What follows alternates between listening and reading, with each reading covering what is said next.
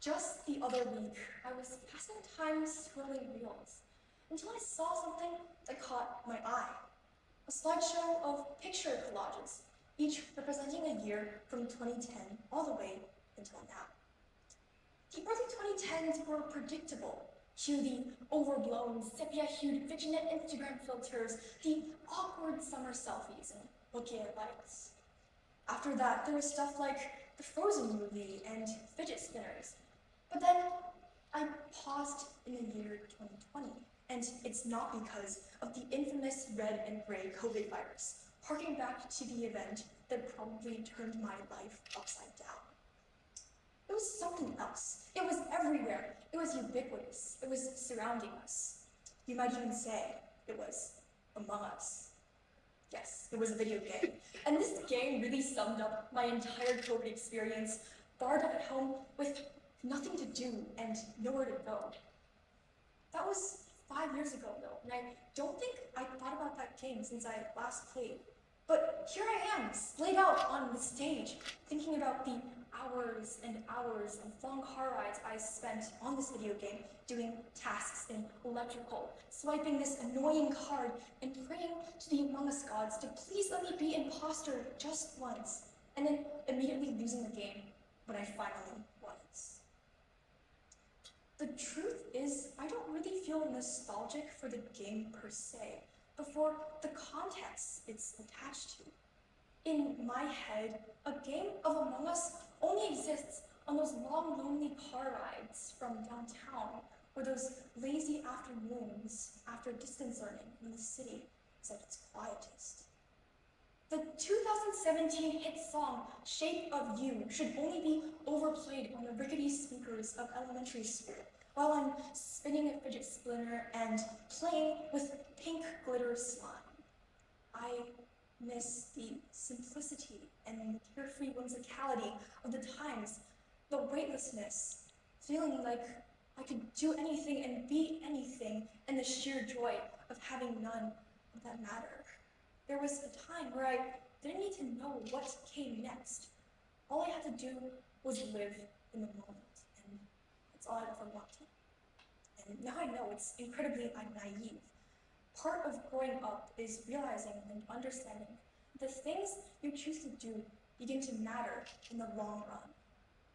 When I became a high schooler, I had to begin building a stronger sense of identity, a story of who exactly I am and who I want to be, in preparation for the biggest ever change in our lives yet, university.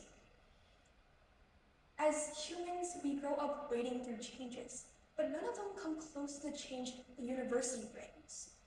Through it, we bridge the chasm into adulthood, a foreign place, a foreign nation.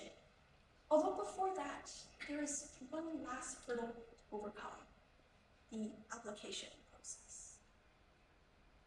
American university applications have a lot of essays, and a good many of them are trying to figure out who you are. When I am asked this question, I go way back to all 16 or so years of my life story, a multifaceted piece full of jagged edges and round corners and roundabouts full of complexity, and that makes me feel all kinds of bittersweet, even just thinking about writing it. It makes me reflect on the life I've lived, a sign of the monumental change up ahead, a sign that, wow, my childhood and teens are really over, that I'm going to be an adult, and I should cherish all that I've accomplished, and that this is the end of an era. A chapter will close permanently. For me, the looming prospect of university is a sign of change, and nostalgia is a reaction to this innate apprehension or fear of change. There's excitement and catharsis mixed into it too, but what's certain is that there's a whole lot of unknown out there, and what's grounding us is making us revert back to the comfort of our past. I'm going to take you through how nostalgia works, first in our own lives, then as a cultural force, and why it's not as innocent as it seems. Because here's what I've realized: if we're not careful, nostalgia becomes a way to avoid living in the present. Humans are essentially social creatures. We live to band together into little groups to face the challenges that the world throws at us. Strength comes in numbers.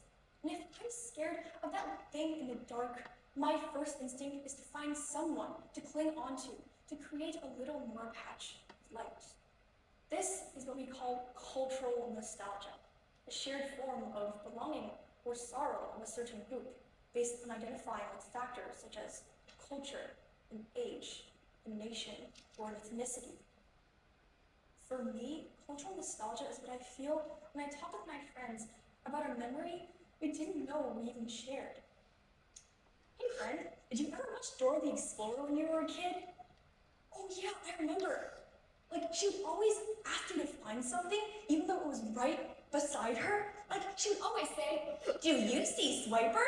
Where is he? Can you find him?" And I'm like, "He's right there." Man, I'm so frustrated. I can't believe that was more than a decade ago. Wow, time flies. Cultural nostalgia is when I'm in a foreign nation, but at a celebration of my own culture. Last year, I went to the States and went to a temple fair celebrating Chinese language. And suddenly, they're blasting the song 小苹果, which means little apple, and I know every single lyric, word for word. Despite the distance in the Pacific or the unrelenting flow of the years, I'm reminded that I'm not the only one who loves and cherishes the past of my culture. In cultural nostalgia, there is a collective sentiment that you are connected to a group, a set of values that are larger than yourself. Whatever comes between these values, these beliefs and experiences you hold true, does not ever impede with the identity that you assign yourself. The world may change, but our shared experiences anchor us together. The writer James Baldwin once said, "Know from whence you came. If you know whence you came, there are absolutely no limitations to where you can go." And maybe that's what cultural nostalgia really is, knowing where we came from together. I remember playing an old version of Minecraft. Thus, I identify with Gen Z, despite there being Gen Zers almost 10 years older than I am. I'm shaped by the Chinese cultural landscape because I'm nostalgic for a time when we still used physical cash, blue 10 and purple 20 RMB bills pressed against our fingers as I paid for my favorite childhood snack. In our current turbulent times, cultural nostalgia brings people together, even people who don't even know they could belong or relate to one another. So, take for example the recent surge of old technology. In 2021, income from vinyl sales increased by 61%, surpassing $1,000 million for the first time since the 1980s. And this surge wasn't just fueled by the older generation who have personal memories of them. Many of these vinyl and CD users are Gen Z, like me, who have few, if not zero, personal nostalgic attachment to these objects. Analog camera and film photography have also had a big resurgence, as well as flip phones, like Nokia, with sales doubling in April 2023 in comparison to the previous year, even though they'd already been phased out when most Gen Z were old enough to have a phone. Cultural nostalgia allows people to appreciate a past they've never personally experienced. In the digital age, we're increasingly emphasizing the importance of the physical, the tangible, and the tactile. Finding old trinkets, seeing and feeling the coarse film grain, the flickering lights, and the blurred edges, the younger generation has begun to appreciate a time they never had. And with the advent of social media, the trends that cultural nostalgia brings fosters a sense of societal awareness and nuance that personal, individual nostalgia doesn't contain. In the era of digital interaction, the ability to send and then receive information instantaneously creates a constant state of excitement and tension. So the revival of past tech offers a balance between a slower pace of life and the present.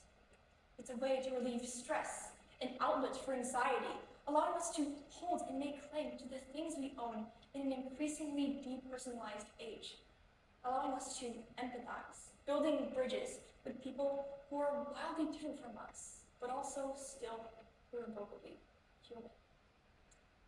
So far I painted nostalgia as this beautiful, unifying force, and it is, genuinely. But I need to pause here, because there's a darker edge to all this looking backwards. Because when an entire generation starts romanticizing the past, something dangerous can happen, which is that, overall, people of modern society are biased for the past against the present. A 2024 YouGov poll asked 2,000 US adults what they considered as the best decade of movies, music, fashion, family, etc. And they found that what Americans believed this best decade wasn't a fixed date range, say the 80s or the 70s or the present, but around the period when each respondent was 17 years old. In other words, nostalgia isn't for an era, for a thing, but for a specific age, our idealized youth. This in and of itself isn't a problem, but what is the way it's leading us to cope with larger generational issues. Introducing declinism, the belief that society itself is tending towards decline from a golden age, and that this golden past is what we should aspire to, not the future. Instead of directly tackling world issues in constructive ways, some people have begun to interpret nostalgia as reverting back to conservative and damaging worldviews that have been departed decades ago. President Trump's motto of "Make America Great Again" actually originates from Ronald Reagan in the 80s, who also referred to a previous time, the 1950s post-war period, a commonly idealized and glorified period with many of its own debilitating issues. The trad wife trend also romanticizes the 50s, particularly the life of housewives, polished kitchens, loving husbands, obedient children, while overlooking the systemic inequalities of the time, like harmful gender hierarchies. This type of mindset can make us go back to things that were detrimental to minorities and people that are often overlooked, which we as a society should have long overcome. So, of course, looking backwards isn't always bad, but sometimes nostalgia can make us hold onto ideals that don't serve everyone. It helps call to mind that this feeling of nostalgia is ultimately rooted in a time that has come, but then gone. It allows us to appreciate and empathize with one another like never before. For an experience to become nostalgic, it has to pass. Thus, it teaches us to appreciate, but only for the vacancy, the loss of that experience, the ghost of that feeling. So, if nostalgia is supposed to help us survive change, maybe the next step is learning to appreciate the present before it becomes something we miss. I only started appreciating my beautiful middle school years when I was in 9th grade, and I only started appreciating being a freshman when I was a sophomore. And now, if I had a nickel for every time I said, "Take me back to sophomore year," I would be filthy rich. But I have to change, to stop longing and fantasizing so much for moments that could have been, that were, that was, especially because I can have moments I can embrace and hold right now. As the old adage says, the future comes swift. The